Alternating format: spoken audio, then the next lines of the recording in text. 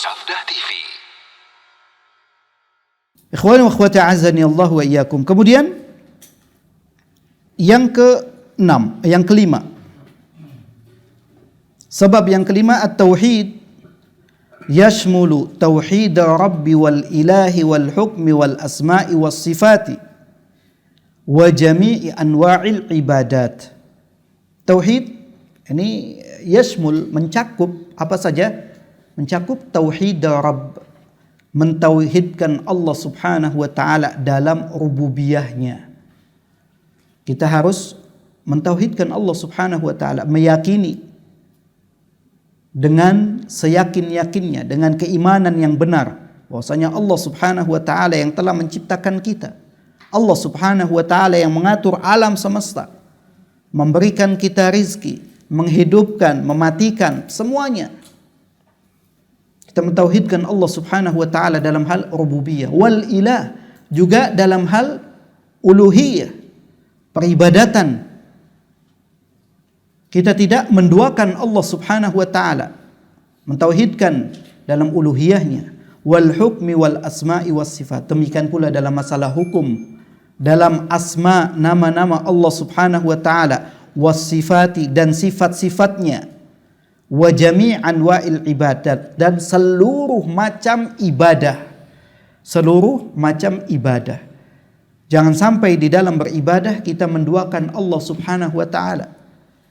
Kita betul-betul mentauhidkannya dalam berbagai macam ibadah tersebut. Kemudian sebab yang keenam, at-tauhidu fil asma'i was sifati muhimmun jiddan. Faqad iltaqaitu bi syabin muslimin yaqul inna Allah fi kulli inna Allah fi kulli makan. Faqultu lah in aradta bihi dhatahu fahadha khata'un kabir. Lianna Allah ta'ala yaqul ar-Rahmanu 'alal arsy istawa ay 'ala wartafa' kama fil Bukhari. Wa in aradta anna Allah ma'ana bisam'ihi wa basarihi wa ilmihi fahadha sahih. Faradiya bihadha syarh. Tauhid dalam asma dan sifat, tauhid dalam nama-nama dan sifat-sifat Allah Subhanahu wa taala itu muhimmun jiddan, sangat penting sekali. Sangat penting sekali dalam mentauhidkan Allah Subhanahu wa taala pada bab asma dan sifat. Kemudian kata Syekh rahimahullahu taala, faqadil taqaitu, dan sungguh saya pernah bertemu bisyabin, dengan seorang pemuda. Syabun artinya apa? Pemuda. Syabun, jangan pemuda, pantas makanya pemuda kok senang pakai sabun. Maksudnya apa? Ya dandan gitu kan. Mandi lagi, keringetan sebentar mandi lagi. Ya, kata Syekh, saya pernah bertemu dengan seorang pemuda muslim. Seorang pemuda muslim yaqul, yang mengatakan, dia mengatakan innallaha fi kulli makan. Allah itu ada di mana-mana. Ini ucapan seperti itu Syekh tidak langsung di mata kamu sesat kamu. Kata Syekh, faqultulah, aku katakan kepadanya, maksudnya menjelaskan kepada pemuda tersebut, in aradta bihi dzatahu, kalau kamu maksud Allah itu di mana-mana, zatnya, zat Allah Subhanahu wa taala ada di mana-mana, fahadha khata'un kabir, ini salah besar. Allah ada di mana-mana karena apa? Konsekuensinya ada di tempat-tempat yang kotor, di kandang babi, na'udzubillah. Ta'ala Allahu amma yaqulun, ada di WC, ada di tempat-tempat yang najis. Kemudian kata Syekh, li'anna Allah Ta'ala yaqul, karena Allah Subhanahu wa taala berfirman di dalam surat Thaha ayat yang kelima, ar-Rahmanu 'alal arsy istawa.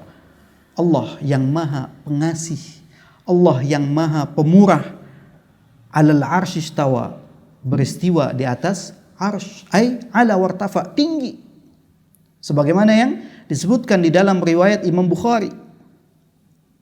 Kemudian kata Syekh, wa in aradta, tapi kalau seandainya kamu menginginkan dengan apa yang kamu ucapkan bahwasanya Allah di mana-mana, annallaha ma'ana, bahwasanya Allah bersama kita, apanya? Bisam'ihi, pendengarannya, wa basarihi, penglihatannya, wa ilmihi, dan ilmunya. Jadi kita dimanapun kita berada, Allah bersama kita tadi, ilmunya.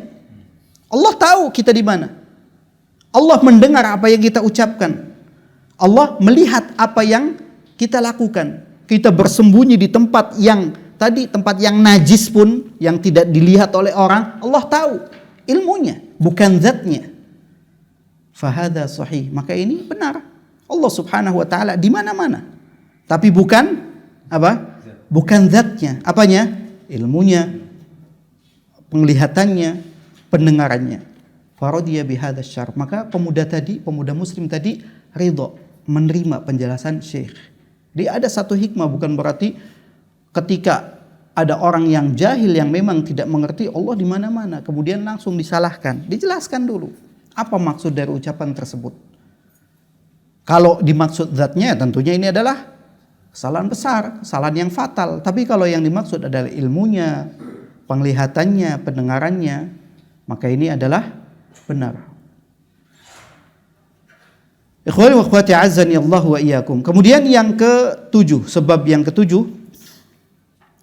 at-tauhidu huwa alladhi tatawaqqafu alaihi sa'adatul insani wa syaqa'uhu fid daraini.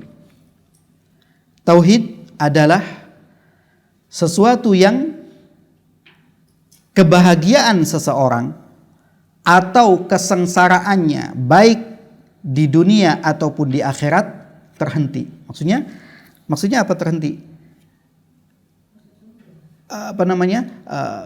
Kebahagiaan seorang manusia ataupun kesengsaraannya baik di dunia dan di akhirat itu sangat berkaitan erat dengan apa? Dengan masalah tauhid. Kalau tauhidnya benar, maka dia akan mendapatkan kebahagiaan di dunia dan akhirat.